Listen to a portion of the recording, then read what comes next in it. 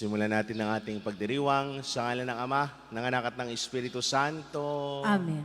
Ang pagpapala ng ating Panginoong Jesucristo, ang pag-ibig ng Diyos, Ama, at ang pagkikipag-isa ng Espiritu Santo naway sumainyong lahat. At sumaiyo rin. Mga kapatid, aminin natin ang ating mga kasalanan upang tayo'y maging marapat na gumanap sa banal na pagdiriwang.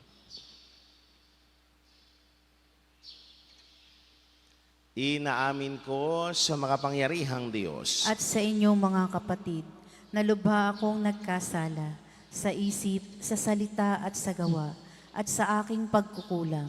Kaya isinasamo ko sa mahal na Birheng Maria, sa lahat ng mga anghel at mga banal, at sa inyong mga kapatid, na ako'y ipanalangin sa Panginoong ating Diyos. Kaawaan tayo ng makapangyarihang Diyos. Patawarin tayo sa ating mga kasalanan at patnubayan tayo sa buhay na walang hanggan. Amen.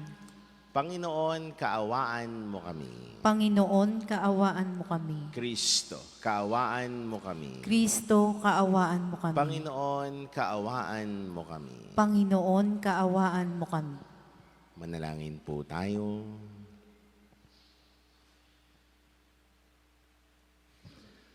Ama naming makapangyarihan, ang iyong pinakadakilang magagawa ay magpatawad at ang iyong laging ipinapakita ay pagkahabag.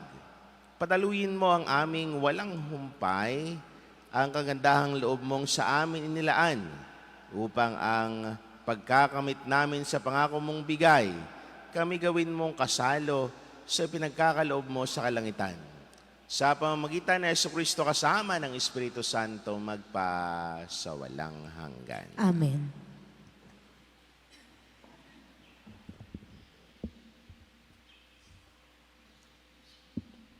Pagbasa mula sa aklat ni Nehemias. Noong mga araw na iyon, unang araw ng ikapitong buwan ng taon, nagkatipon ang lahat ng Israelita sa Jerusalem. Sa liwasang bayang nasa makapasok ng pintuan patungo sa tubig. Hiningi nila kay Ezra ang aklat ng kautusan ni Moises na ipinatutupad ng Panginoon sa bayang Israel. Si Ezra ay isang saserdote at dalubhasa sa kautusan na sinugo ng Panginoon ng panahon ni Moises. Kinuha nga ni Ezra ang aklat. Dinala niya ito sa kapulungang binubuo ng mga lalaki at babae at mga batang may sapat na gulang at pangunawa. Mula sa umaga hanggang tanghali, binasa niya ang kautusan sa harap ng mga taong natitipon sa liwasang bayan. Ang lahat naman ay nakinig na mabuti.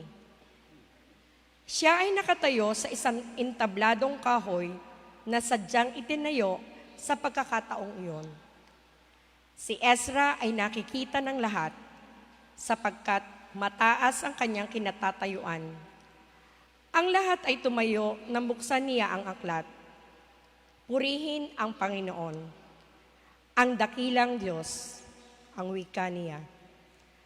Ang lahat ay nagtaas ng kanilang mga kamay at sumagot, Amen, Amen. Pagkatapos, nagpatira pa sila bilang paggalang sa Panginoon. Binasa ni Ezra ng maliwanag ang batas na ito ng Diyos at ipinaliwanag na mabuti ang kahulugan. Nang malaman ng mga tao ang dapat nilang gawin ayon sa kautusan, nabagbag ang kanilang kalooban. Ano pat sila'y napaiyak. Ang araw na ito ay dakila sa Panginoon na inyong Diyos. Wika ni Nehemias at Ezra at mga Levita. Nakikinig ang mga tao at umiiyak nga, kaya't sinabi nila, Huwag kayong umiyak, wika pa nila. Umuwi na kayo at magdiwang. Ang walang pagkain at inumin ay bahagina ng mayroon, sapagkat ang araw na ito ay dakila sa Panginoon. Ang kagalakang dulot niya ay magiging kalakasan ninyo. Ang mga taong inaaliw ng mga Levita at pinatahimik ang mga ito. Wika sa kanila, walang dapat malungkot sa inyo, sapagkat ang araw na ito ay banal. Umuwing masaya ang lahat upang magdiwang. Kumain sila at uminom, at binahaginan naman ang wala. Silang lahat ay nagdiwang sapagkat naunawa nga nila ang ipinaliwanag sa kanila. Ang salita ng Diyos. Salamat sa Diyos. Salmong tugunan. Ating kabutihat lugod ay nasa loobin ng Diyos. Ating kabutihat lugod ay nasa loobin ng Diyos. Ang batas ng Panginoon ay batas na walang kulang. Ito'y utos na ang dulot sa tao ay bagong buhay.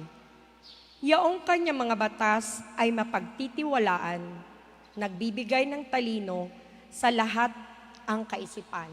Ating kabutihat lugod ay nasa loobin ng Diyos. Ang tuntuning ibinibigay ng poon ay wastong utos. Liligaya ang sinuman kapag ito ang sinunod. Ito'y wagas at matuwid pagkat mula ito sa Diyos. Pangunawa ng isipan, yaong bungang idudulot. Ating kabutihat lugod ay nasa loobin ng Diyos. Yaong paggalang sa poon ay marapat at mabuti. Isang banal na tungkulin na iiral na parati. Pati ang mga hatol niya ay matuwid na kahatulan. Kapag siya ang humatol, ang pasya ay pantay-pantay. Ating kabutihat lugod ay nasa loobin ng Diyos. Ito'y higit pa sa ginto na maraming nagnanais. Higit pa sa gintong lantay na ang hangad ay makamit. Matamis pa kaysa pulot, sa pulot na sakdal tamis.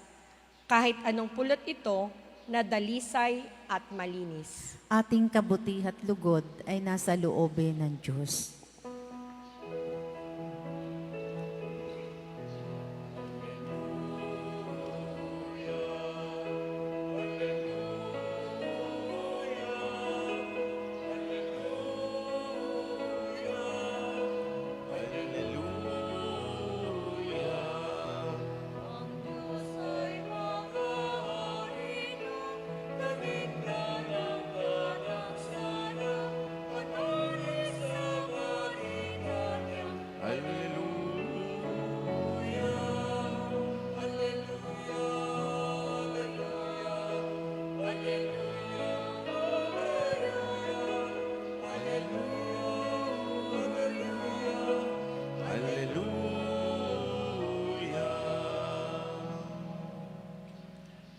Sumainyo ang Panginoon. At sumaiyo rin. Ang mabuting balita ng Panginoon ayon kay San Lucas. Papuri sa iyo, Panginoon.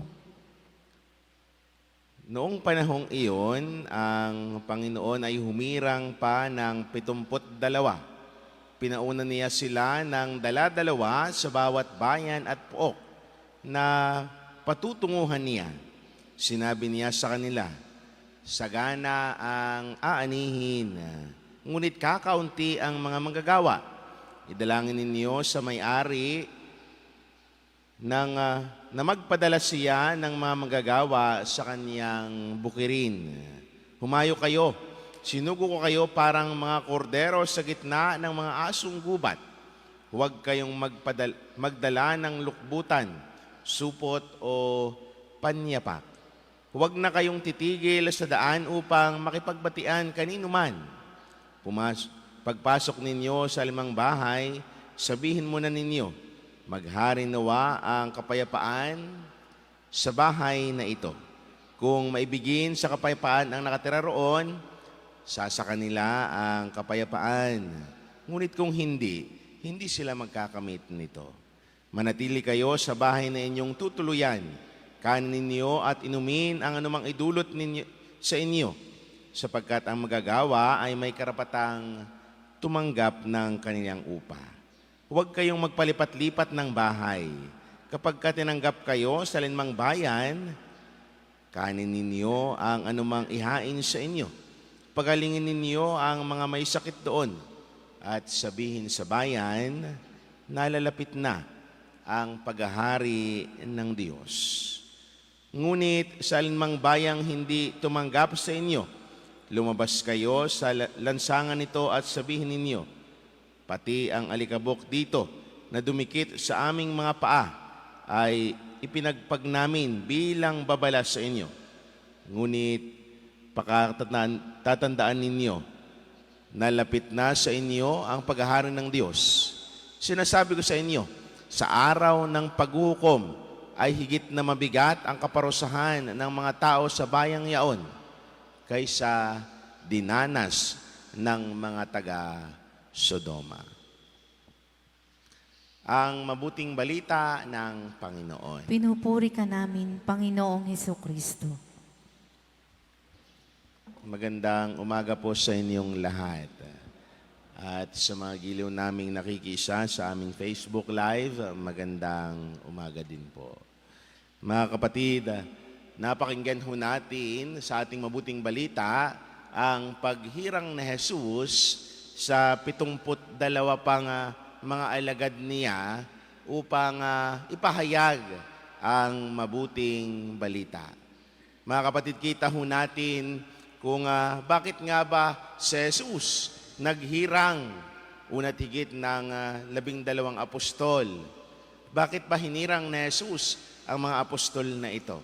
Sapagkat nakita ni Jesus na maraming nangangailangan upang matuto ng maayos, upang matuto ng tama sa buhay pananampalataya.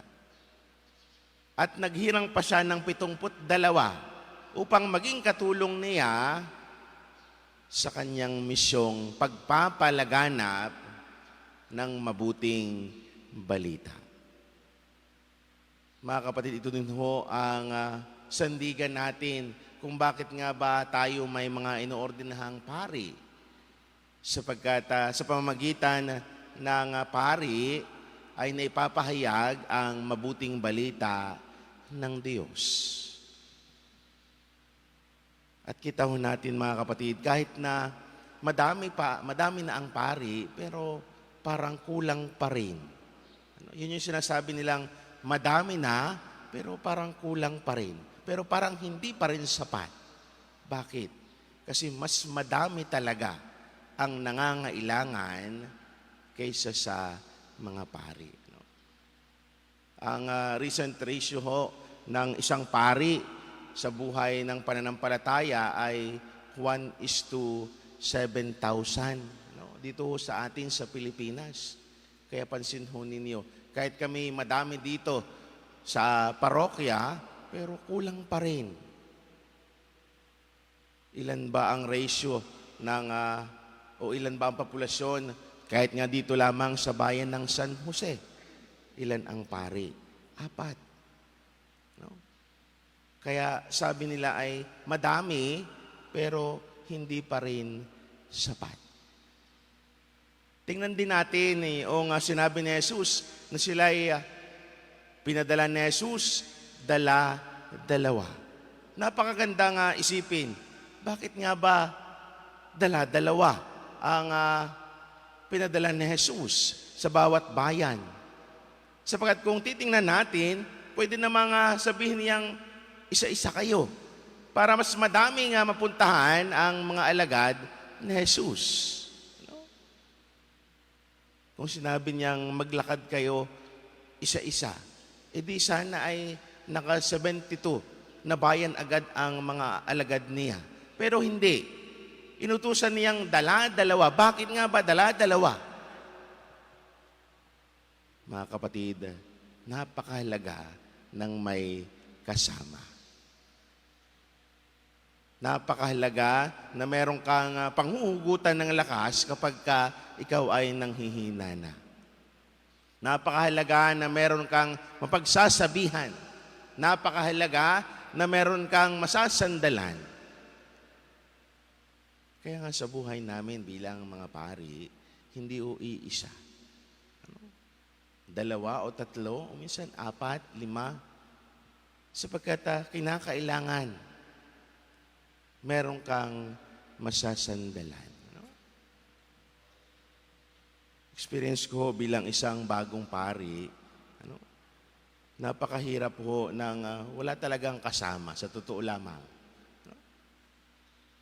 Experience ko ho dito sa ating parokya, yung bang magkakasakit ka, wala kang tatawaging nanay, kapatid, ikaw mag-isa, aalagaan ang sarili. Mataas na ang iyong lagnat, kailangan mong gumising. Dadampian ng basa-basang tuwalya ang iyong noo, iinom ka ng gamot. Wala. Ikaw mag-isa. Sa gabi ay kahit na parang hirap na hirap kang gumising, kailangan mong gumising para alagaan ang sarili. Pagka kinabukasan, meron kang mapagsasabihan. Father, ako ay may sakit. Pwede kang kayo munang magsumalo ng aking schedule. Pero kapag ka ikaw lang mag-isa, ang hirap.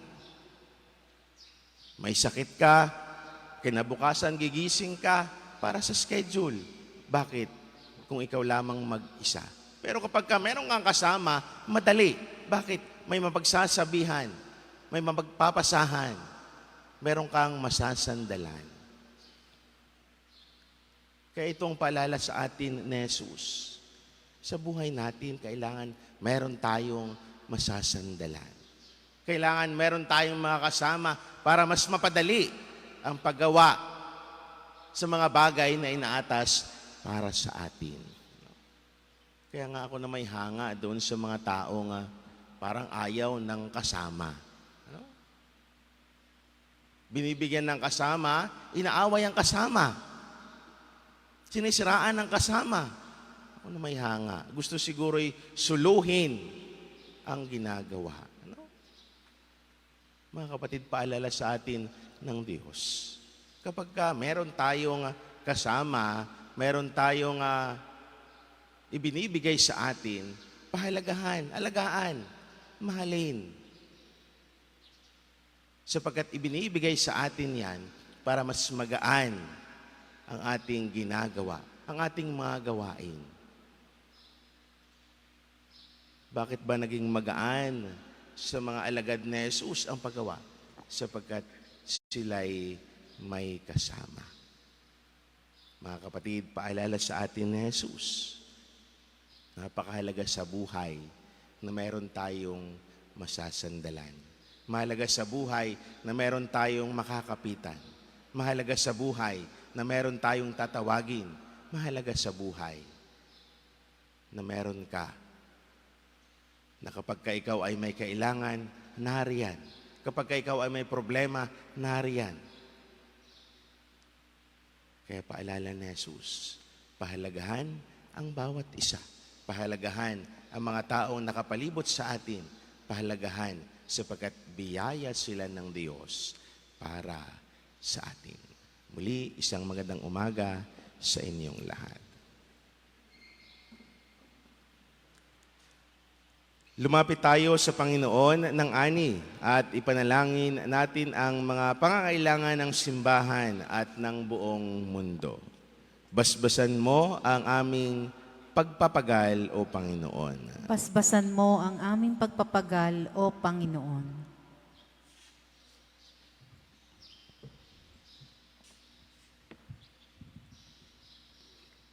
Ang lahat ng sumasampalataya, naway maging mulat na tinawag ng Diyos sa pagpapalaganap ng kanyang kaharian ng kapayapaan sa daigdig, manalangin tayo sa Panginoon. Basbasan mo ang aming pagpapagal, O Panginoon. Tayo naway maging mulat sa ating bukasyon na magpahayag ng mabuting balita ng kaligtasan sa ating pamayanan, manalangin tayo sa Panginoon. Basbasan mo ang aming pagpapagal, O Panginoon. Ang mga magsasakang nagbubungkal ng lupa, naway biyayaan ng mabuting panahon at mayamang ani, manalangin tayo sa Panginoon. Basbasan mo ang aming pagpapagal, O Panginoon. Ang mga may sakit at mga nahihirapan sa buhay, naway makilala ang Diyos na nagmamalasakit sa kanila sa pamamagitan ng pag-aaruga ng kanilang mga kapamilya, Manalangin tayo sa Panginoon. Basbasan mo ang aming pagpapagal, O Panginoon. Ang mga tapat na yumao na nagpagal sa buhay na ito, naway tumanggap ng makalangit na gantimpala, manalangin tayo sa Panginoon. Basbasan mo ang aming pagpapagal, O Panginoon.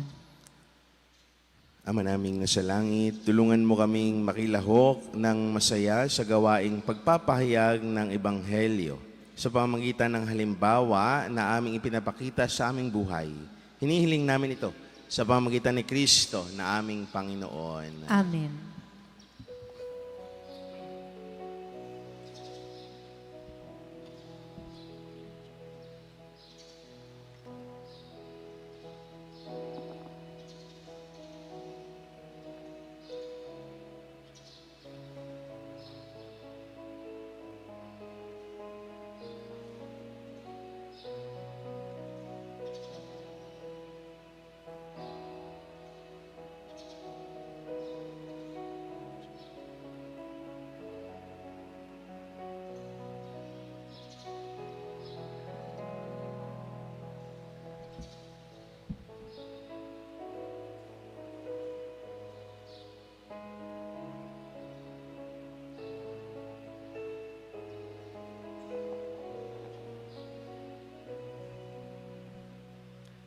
Manalangin kayong mga kapatid upang paghahain natin ay kalugdan ng Diyos, amang makapangyarihan. Tanggapin nawa ng Panginoon itong paghahain sa iyong mga kamay, sa kapurihan niya at karangalan sa ating kapakinabangan at sa buong sambayanan niyang banal.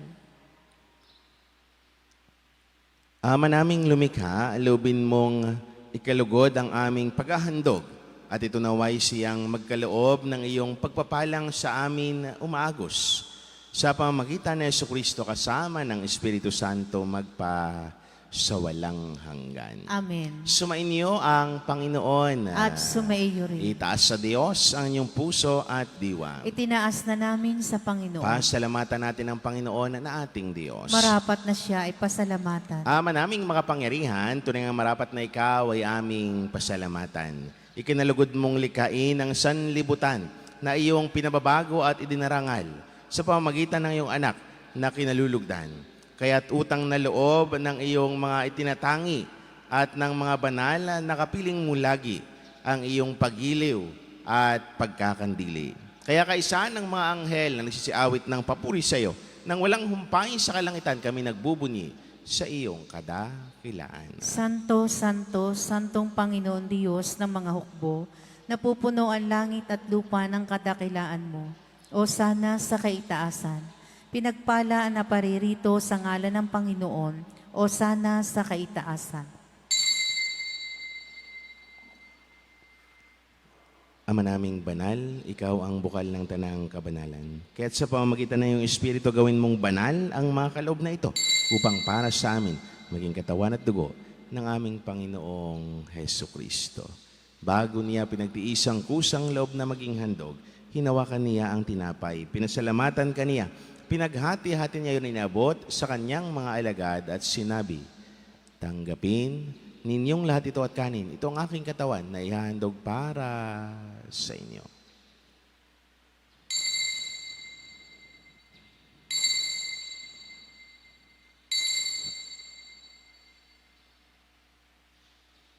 Gayon din naman nung matapos ang hapunan, hinawakan niya ang kalis, muli kanyang pinasalamatan. Iniabot niya ang kalis sa kanyang mga alagad at sinabi, tanggapin ninyong lahat ito at inumin. Ito ang kalis ng aking dugo, ng bago at walang hanggang tipan. Ang aking dugo na ibubuhos para sa inyo at para sa lahat sa kapagpatawad ng mga kasalanan. Gawin niyo ito sa pag-alaala sa akin.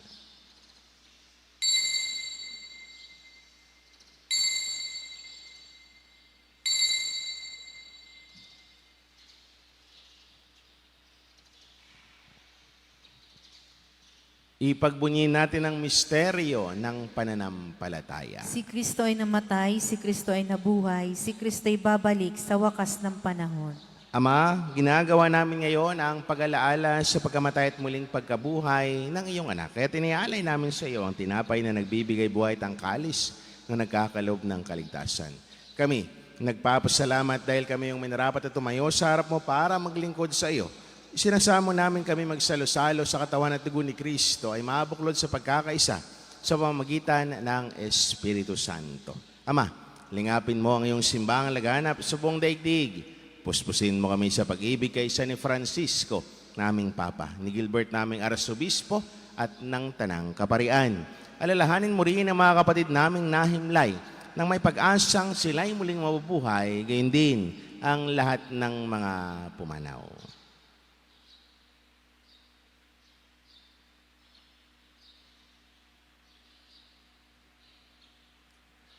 Kaawaan mo sila at patuloyin sa iyong kaliwanagan. Kaawaan mo at pangindapating kaming lahat na makasalo sa iyong buhay na walang wakas.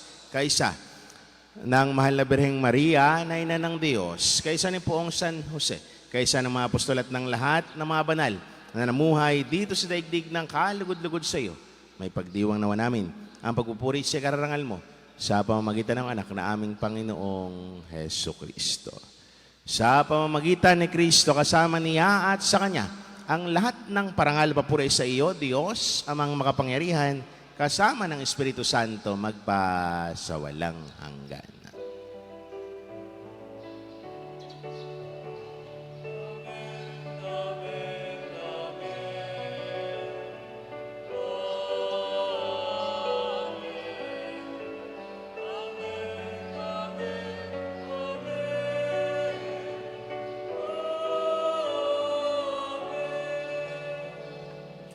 Nang may kababaan ng loob, sama-sama dudulog ang ating mga kailingan sa panalangin tinuro sa atin ng Panginoon.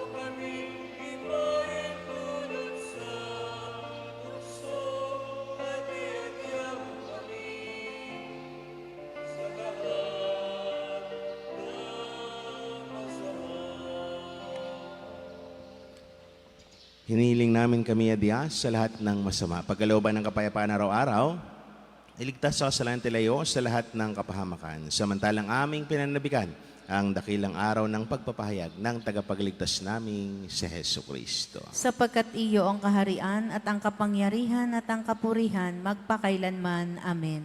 Panginoong Heso Kristo, sinabi mo sa iyong mga apostol, kapayapaan ang iniiwan ko sa inyo, ang aking kapayapaan ang ibinibigay ko sa inyo. Tunghayan mo ang aming pananampalataya at huwag naman ang aming maraming pagkakasala.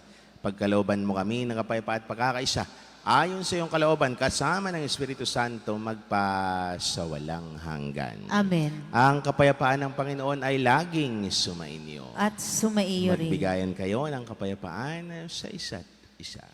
Peace with you po.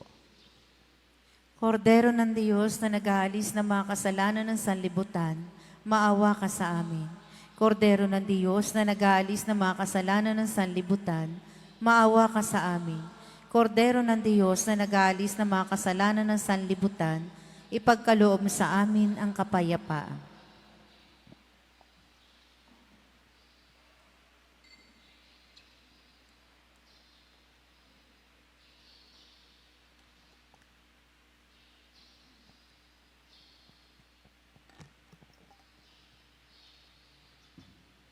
Mga minamahal na kapatid, ito ang kordero ng Diyos. Ito ang nag-aalis ng mga kasalanan sa sanlibutan. Mapapalad tayong naniyahan sa kanyang banal na piging. Panginoon, hindi ako karapat-dapat na magpatuloy sa iyo, ngunit sa isang salita mo lamang ay gagaling na ako.